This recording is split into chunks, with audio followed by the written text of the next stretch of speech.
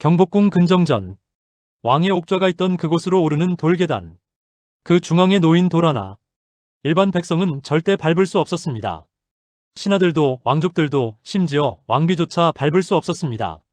오직 왕만이 밟을 수 있었던 돌. 그 위에는 용 한 마리가 새겨져 있습니다. 2010년 경복궁 복원 현장.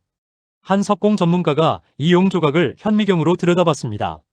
그리고 놀라운 사실을 발견합니다. 이건 불가능한 기술입니다. 화강암에 새겨진 용의 비늘 하나하나. 그 정밀도가 1mm 이하였습니다. 600년 전 기술로는 불가능하다고 생각했던 정밀도였죠. 이 용은 단순한 장식이 아니었습니다. 조선 왕조 500년의 권력, 하늘과 땅을 연결하는 통로, 그리고 왕이라는 존재의 신성함. 모든 것이 이 돌 하나에 담겨 있었습니다. 오늘 우리는 그 비밀을 파헤쳐 보겠습니다. 영상 시작하기 전에 부탁 하나만 드릴게요. 이 영상이 흥미로우시다면 구독 버튼과 좋아요 버튼을 꼭 눌러주세요. 알림 설정까지 해주시면 더 흥미로운 역사 이야기를 가장 먼저 만나보실 수 있습니다.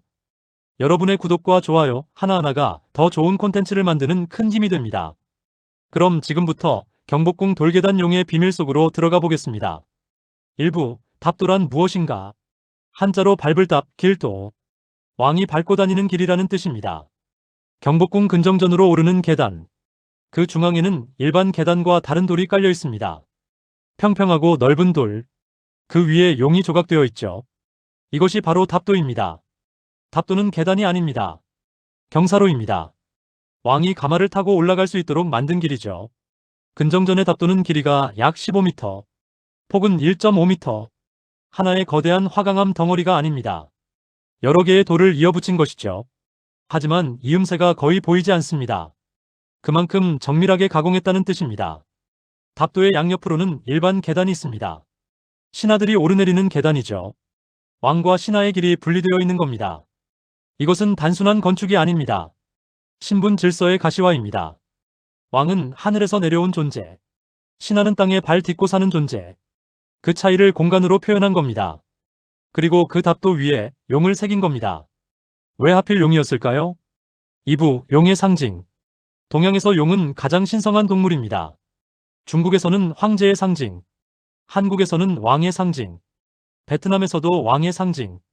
용은 상상 속의 동물입니다. 뱀의 몸, 사슴의 뿔, 독수리의 발톱, 물고기의 비늘. 여러 동물의 특징을 합쳐놓은 존재죠. 그래서 더 신비롭고 더 강력합니다. 용의 능력은 무엇일까요? 첫째, 하늘을 날 수 있습니다. 둘째, 물을 다스립니다.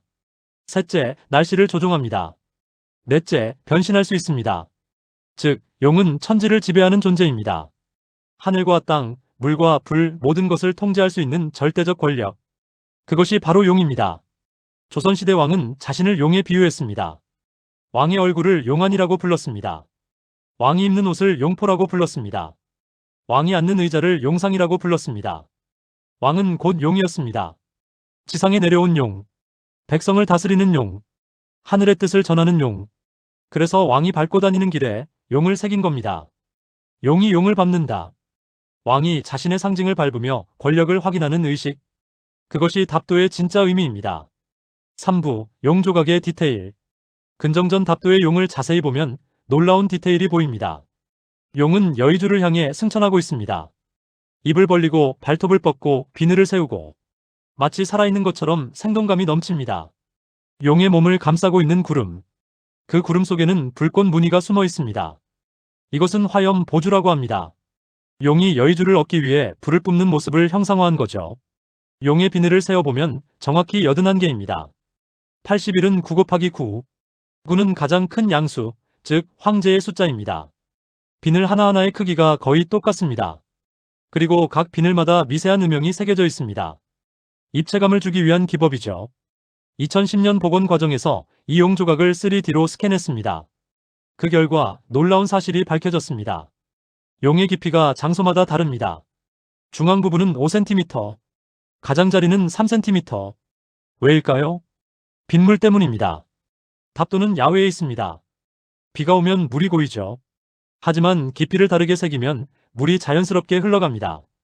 600년 전 장인들은 배수까지 계산했던 겁니다. 예술과 과학의 완벽한 결합. 그것이 조선의 석공 기술이었습니다. 사부, 석공의 기술. 화강암에 용을 새긴다. 말은 쉽지만 실제로는 엄청나게 어려운 작업입니다. 화강암은 지구상에서 가장 단단한 돌 중 하나입니다. 모수경도 7.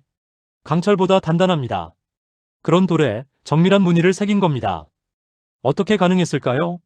조선시대 석공들이 사용한 도구, 정, 망치, 끌, 숫돌. 이게 전부였습니다. 전기드릴도 없었습니다. 레이저 커터도 없었습니다. 오직 손과 눈, 그리고 경험뿐이었습니다. 먼저 돌 표면에 밑그림을 그립니다. 목탄이나 먹을 사용했죠. 그 다음 정으로 윤곽선을 따라 조금씩 쪼아냅니다. 또, 또, 또. 하루에 몇 센티미터씩, 한 달에 몇십 센티미터씩. 근정전의 답도 하나를 완성하는 데 걸린 시간. 최소 3년.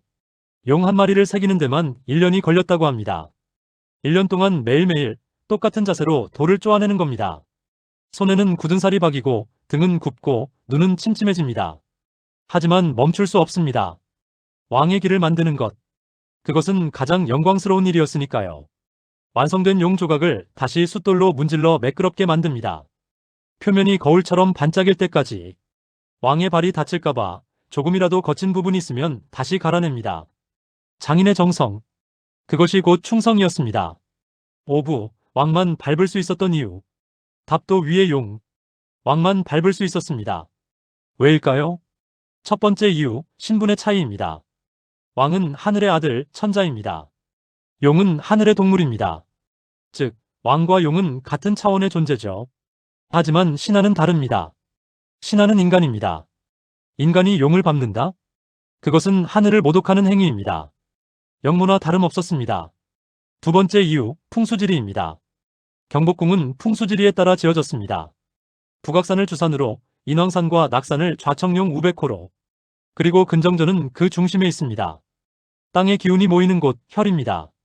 답도는 그 기운이 흐르는 통로죠. 용맥이라고 합니다. 왕은 그 기운을 받아야 합니다. 그래야 나라를 잘 다스릴 수 있으니까요. 하지만 다른 사람이 그 길을 밟으면 기운이 흩어집니다. 왕의 운이 약해지는 겁니다. 그래서 철저하게 막았습니다. 답도에는 왕만, 계단에는 신하만. 철저한 분리였습니다. 실제로 조선왕조실록을 보면 이런 기록이 있습니다. 신하 한 명이 실수로 답도를 밟았다가 곤장 50대를 맞았다. 1591년 선조 24년의 기록입니다. 실수였어도 처벌받았습니다. 그만큼 엄격했던 겁니다. 세 번째 이유, 왕권의 상징입니다. 답도를 보면 알 수 있습니다. 누가 왕인지, 누가 권력을 가졌는지. 왕이 답도를 밟고 근정전에 오릅니다. 모든 신하가 지켜봅니다. 용 위를 걷는 왕. 그것은 가장 강력한 권력의 과시였습니다. 6부, 다른 궁궐의 답도. 경복궁만 답도가 있는 건 아닙니다. 창덕궁에도 있습니다. 창경궁에도 있습니다. 덕수궁에도 있습니다. 하지만 용의 모습이 모두 다릅니다. 경복궁의 용은 승천하는 모습, 창덕궁의 용은 구름 속을 노니는 모습, 창경궁의 용은 바다에서 솟아오르는 모습. 왜 다를까요? 각 궁궐의 성격이 다르기 때문입니다. 경복궁은 법궁, 정궁입니다. 나라의 중심이죠. 그래서 용이 승천합니다. 위로, 더 위로 올라가는 모습. 왕권의 상승을 의미합니다. 창덕궁은 이궁, 동궐입니다. 왕이 편히 쉬는 곳이죠. 그래서 용이 구름 속을 노닙니다. 평화롭고 여유로운 모습. 창경궁은 원래 왕비와 대비들을 위한 궁궐이었습니다. 그래서 용이 바다에서 올라옵니다. 생명의 시작, 모성을 상징합니다. 이렇게 세밀하게 구분했던 겁니다. 용 하나에도 의미를 담았던 조선의 지혜. 정말 놀랍지 않습니까? 7부, 복원과 보존. 600년의 세월. 답도는 많은 고통을 겪었습니다. 임진왜란 때 일본군이 경복궁을 불태웠습니다. 답도도 검게 그을렸습니다. 일제강점기 때는 조선총독부가 경복궁을 파괴했습니다. 답도 일부가 사라졌습니다. 한국전쟁 때는 포탄이 떨어졌습니다. 답도에 금이 갔습니다. 1990년대 경복궁 복원 사업이 시작됐습니다. 답도도 복원 대상이었습니다. 하지만 문제가 있었습니다. 원래 모습을 어떻게 알 수 있을까? 사진도 없고 정확한 기록도 없었습니다. 그때 한 학자가 조선시대 그림을 찾아냈습니다. 동궐도라는 그림이었습니다. 창덕궁과 창경궁을 그린 지도 같은 그림이죠. 그 그림에 답도가 그려져 있었습니다. 용의 자세, 구름의 모양, 모든 것이 세밀하게 그 그림을 바탕으로 복원했습니다. 옛날 방식 그대로, 정과 망치만으로 현대 석공 장인들이 3년 동안 매달렸습니다. 그 결과 답도가 되살아났습니다. 600년 전 그 모습 그대로. 하지만 보존이 더 중요합니다. 답도는 야외에 있습니다. 비바람에 노출되어 있죠. 그래서 1년에 한 번씩 점검합니다. 균열은 없는지, 이끼는 끼지 않았는지 세밀하게 관리합니다. 우리 후손들도 볼 수 있도록, 1000년 뒤에도 이 용이 승천할 수 있도록. 8부, 답도가 주는 교훈. 답도 위의 용. 그것은 우리에게 많은 것을 말해줍니다. 첫째, 완벽을 향한 열정입니다. 3년 동안 돌 하나를 다듬는 정성. 1mm의 오차도 허용하지 않는 집념. 그것이 진정한 장인 정신입니다. 둘째, 상징의 힘입니다. 용 하나로 왕의 권위를 표현했습니다. 말이 필요 없었습니다. 누구나 보면 알 수 있었죠. 상징은 말보다 강력합니다. 셋째, 질서의 중요성입니다. 왕의 길, 신하의 길을 구분. 모두가 자기 자리를 지켰습니다. 그래서 500년 왕조가 유지될 수 있었습니다. 넷째, 자연과의 조화입니다. 풍수지리를 따라 궁궐을 지었습니다. 땅의 기운을 거스르지 않았습니다. 자연의 일부로 존재했습니다. 답도는 단순한 돌이 아닙니다. 조선 500년의 지혜가 담긴 문화유산입니다. 장인들의 땀과 눈물이 서린 예술작품입니다. 그리고 우리에게 전하는 메시지입니다. 진정한 가치는 시간이 지나도 변하지 않는다. 오늘 우리는 경복궁 답도의 용을 살펴보았습니다. 왕만 밟을 수 있었던 길, 용이 새겨진 신성한 돌, 그 속에 담긴 의미와 기술. 다음에 경복궁을 방문하신다면 근정전 앞에 서보세요. 그리고 발밑에 답도를 내려다보세요. 600년 전 왕이 밟았던 그 돌을, 장인들이 3년 동안 정성스럽게 깎아낸 그 용을 지금은 우리 모두가 볼 수 있습니다. 밟을 수는 없지만 가까이에서 볼 수 있습니다. 그것만으로도 감사한 일입니다. 이 영상이 유익하셨다면 구독과 좋아요 부탁드립니다. 알림 설정까지 해주시면 더 흥미로운 역사 이야기를 가장 먼저 만나보실 수 있습니다.